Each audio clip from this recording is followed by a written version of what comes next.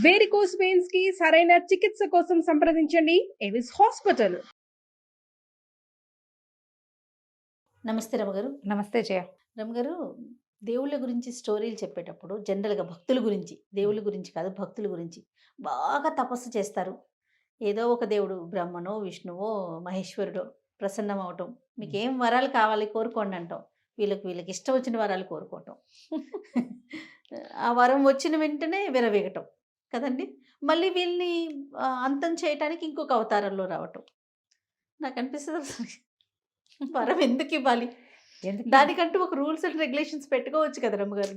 వరాలకు rules and regulations ఏముంటాయి? డ్రాస్టిక్‌గా okay. నీ ఇష్టం, నిన్నెవ్వరు చంపలేరు, నిన్ను అసలు ఎవ్వరు అంతం చేయలేరు, నీ శక్తి అయిపోదు. అలా వరాలు ఇచ్చేసరికి ఆ వరం తీసుకొని మళ్ళీ దేవతల మీదే తిరగబడుతున్నారు కదా రాక్షసులంతా. అలాగే ఉంటాయి. అంటే వరగర్వం అని చెప్తారు దాన్ని. ఆ! ఆ! ఇప్పుడు మనం ఆ కథ చెప్పుకోవట్లేదు. ఓకే. శాపాలకు సంబంధించి చెప్తున్నారా? శాపాలకి సంగతి చెప్తాం.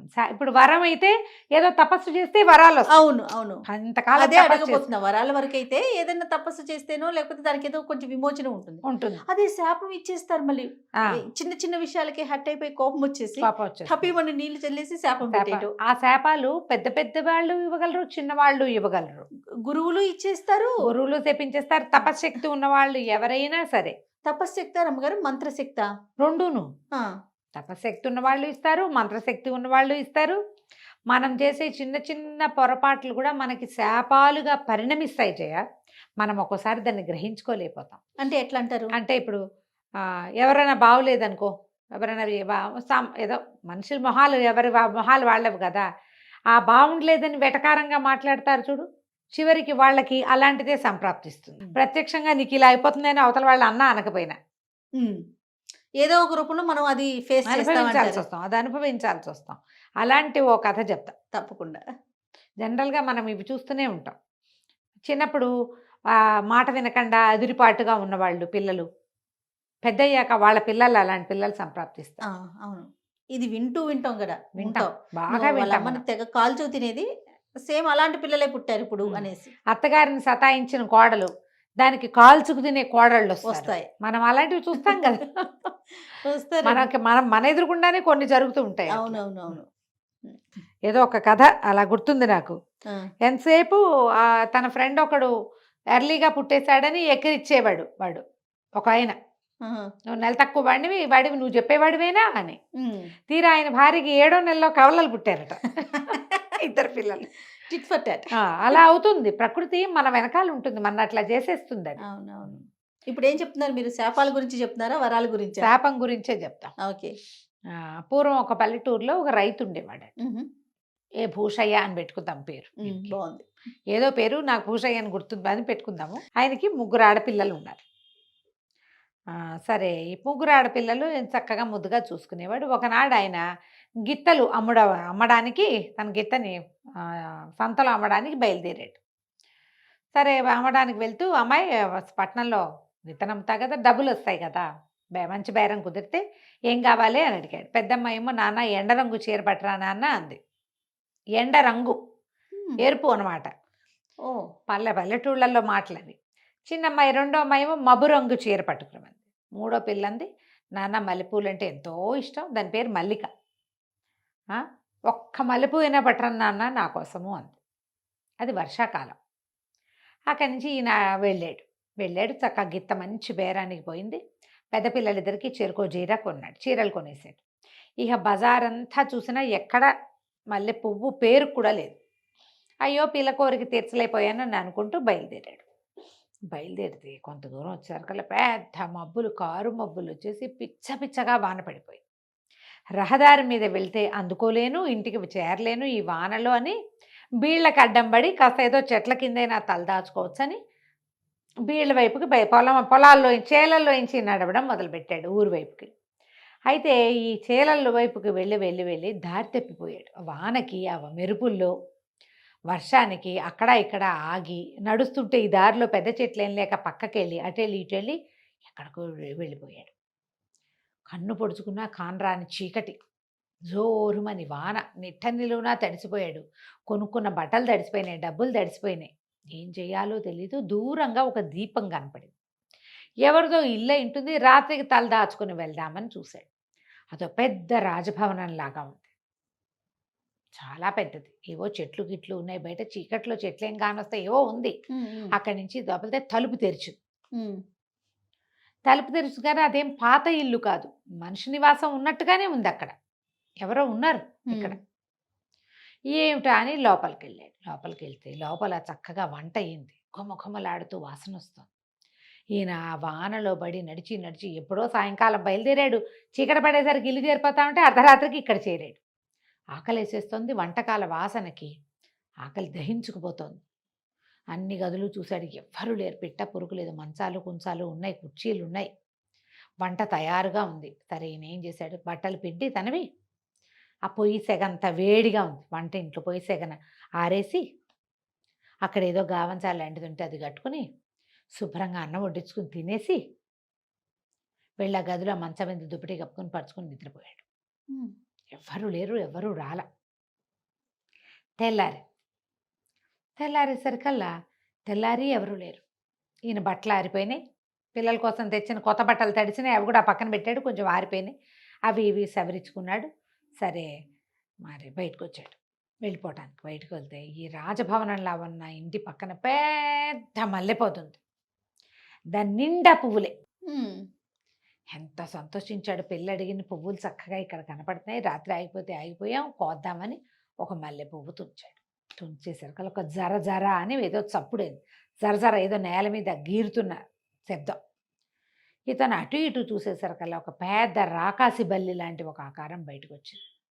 ఎర్రటి కళ్ళు. గట్టిగా అడిగింది, హే నా మల్లెపువ్వు ఎందుకు కోసావు నువ్వు? అడిగేసరికల్లా మనుష్య భాషలో అడిగింది. తను నిర్ఘాంతపోయి, అయ్యా క్షమించండి, క్షమించిన ఆయన, నువ్వెవరో నాకు తెలీదు. రాత్రి వానకి దారి తప్పిపోయి ఇక్కడికి వచ్చాను.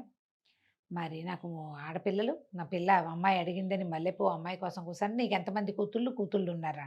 కూతురు ఉంది, ఆ పిల్ల కోసమే ఈ పువ్వు కోసానండి అంటే, సరే 3 పిల్లల్లో ఎంతమంది పిల్లలు అంటే 3 ఆడపిల్లలు. ఒక పిల్లని తెచ్చి నాకు అప్పచెప్పు. నా పువ్వు కోసినందుకు ఫలితం, పనిష్మెంట్ అది. ఓ పిల్లని తెచ్చి నాకు అప్పచెప్పు. 3 రోజుల్లాగా నువ్వు ఇక్కడికి పిల్లని తీసుకురావాలని చెప్పేసరికల్లా ఆయన మరి ఏం చేస్తాడు? అదేదో శాపంలాగా ఉంది. ఏదేమో జంతువు మాట్లాడటమేమో మనిషి భాష మాట్లాడుతుంది. పైగా నా ఇంట్లో ఉండి నా అన్నం తిని నా మంచం మీద పడుకుని నా పువ్వు కోసావు, దీని ఫలితం నువ్వు అనుభవించద్దు. సరే ఈయన బిక్కమొహం వేసుకుని వెళ్ళిపోయాడు ఇంటికి. ఆ మల్లెపువ్వు అమ్మాయి చేతిలో పెట్టాడు.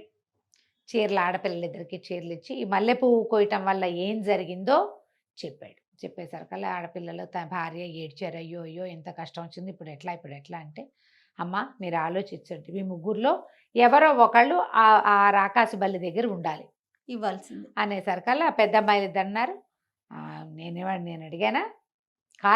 కాలంలో పువ్వు అడిగినందుకు మల్లికే అనుభవించాలి. ఇది నీకు ఈ కష్టం రావడానికి కారణం, నువ్వు అది అడగకపోతే నువ్వు ఆ పువ్వు కోసేవాడివి కాదు. వాళ్ళ ఇంట్లో పువ్వులు మనకెందుకు అనుకునేవాడివి. ఏనాడైనా పువ్వులు కోసేవా నువ్వు? ఎందుకు కోసేవు? దానికోసం కోసేవు. కాబట్టి మల్లికి రావాలంటే ఈ మల్లికి కూడా ఏడ్చి, సరేలే నాన్న, నా వల్ల నీకు ఇంత కష్టం వచ్చింది, నేనే వెళ్తాలే, నన్నే దింపెద్దు కానిలే నాన్న అన్నది. 3 రోజుల తర్వాత మరి ఆ ఇంటికి వెళ్ళారు ఇద్దరు, ఆ రాజభవనానికి. అంతకుముందు ఎప్పుడూ ఆయన అతను చూడలేదు. వెళ్తే రాజభవనం అంతా తలుపులు తెరిచున్నాయి, చక్కగా వంట చేస్తుంది. 3 రోజులు ఉన్నారు. ఉన్నా సరే ఎవ్వరూ రాలా. వంట చేసుకుని సామాన్లు అవి ఉన్నాయి, వీళ్ళే వంట వండుకుని తిన్నారు. ఇల్లంతా చూసింది. ఇల్లు పెద్ద ఇల్లు, హాయిగా కులాసాగా ఉండొచ్చు. 3 రోజుల తర్వాత తండ్రి కూతురు వచ్చి బయట నుంచున్నారు. ఆ మల్లికి ఒక పువ్వు కోసింది. కొయ్యగానే రాకాసి పళ్ళు వచ్చేసరికల్లా నీ పేరేమిటి అని ముద్దుగా అడిగింది మల్లికని. భయమే ఇలా. మొదట చూసేసరికల్లా దాని రంగు, దాని ఆ చర్మం పొలుసులుగా ఉన్న చర్మం, వికృతాకారం, ఎర్రటి కళ్ళు, నూనె రాసినట్టుగా మెరుస్తున్న దాని చర్మపు ఇది, అవన్నీ చూసి రోత పుట్టింది. కానీ కంఠం వింటే చాలా బాగుంది. మొగ్గంతూ చక్కటి కంఠం. నీకేం భయం లేదు, నువ్వు ఇక్కడ ఉంటే నేను నిన్నేమీ అన్ను, నీ దారి నువ్వు హాయిగా ఉండొచ్చు, ఇక్కడే ఉండు అని ఆ మల్లికకి చెప్పింది. తండ్రి ఏడుస్తూ పిల్లని అక్కడ దిగబడిచి వెళ్ళిపోయాడు. అది కనపడేది కాదు పెద్దగా. ఈ పిల్ల రోజు హాయిగా వండుకు తిని కులాసాగా మంచి మంచి బట్టలు ఉండేవి, అవి ఇవి కట్టుకుని బయటికి లోపలికి తిరుగుతూ మొక్కలకు పాదులు చేసుకుంటూ సరదాగా నడిచేది. అయితే ఏమైంది, ఒక రోజున బల్లి పువ్వులు కోసినప్పుడల్లా పువ్వు కోస్తే నేను వస్తాను అని చెప్పిందనమాట. పువ్వు కోసినప్పుడల్లా అది వచ్చేది బయటికి. కాసేపు ఏదో మాట్లాడేవాళ్ళు. అయితే ఏమైంది, పిల్ల బిక్కమొహం వేసుకుంటుంటే "నీ మీ వాళ్ళ మీద బెంగ పెట్టుకున్నావేమో, రేపు అమావాస్య వెళ్ళాక వెళ్ళిరా నువ్వు, కానీ 3 రోజుల్లో తిరిగి రావాలి.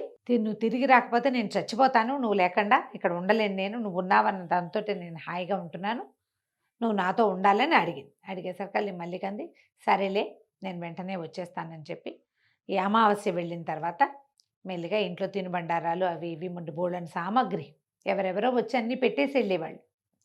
తినుబండారాలు మూట కట్టుకొని ఇంటికి వెళ్ళింది. అక్కయ్యలు, అన్నయ్య, నాన్న, అమ్మ ఆశ్చర్యపోయారు దాన్ని చూసి. 15 రోజుల్లో చక్కగా రంగుతేలి పిల్ల నున్నగా కూడా ఉంది. సరే, అదేం మంచిదే, అది రాకాజు బల్లి నన్నేం చేయలేదు, ఏమీ అనలేదు, అది పాపం చాలా మంచిది, ఏదో శాపవశాత్తు అట్లా ఉండిపోయినట్టుంది, నన్నేమీ అంటలేదని చెప్పింది. సరే 3 రోజులు హాయిగా అమ్మ నాన్న అక్కయ్యలతోటి ఉన్నది. 3 రోజుల తర్వాత వెళ్తాను వచ్చేయమంది అని చెప్పేసరికి వాళ్ళు ఇంకో రోజు ఉండు అని చాలా బలవంత పెట్టేసరికి అలా ఇంకొక రోజు ఉండిపోయింది. భయం వేసింది, వెళ్ళకపోతే ఏమైనా అవుతుందేమోనని. 3 రోజుల తర్వాత ఒక రోజు ఉండి తర్వాత రోజు సాయంకాలం వెళ్ళేసరికల్లా మల్లిక దీనికి అర్థం కాల, చెట్టు అంతా వాడిపోయి ఉంది, ఆ మల్లెపువ్వు చెట్టు. అయ్యో!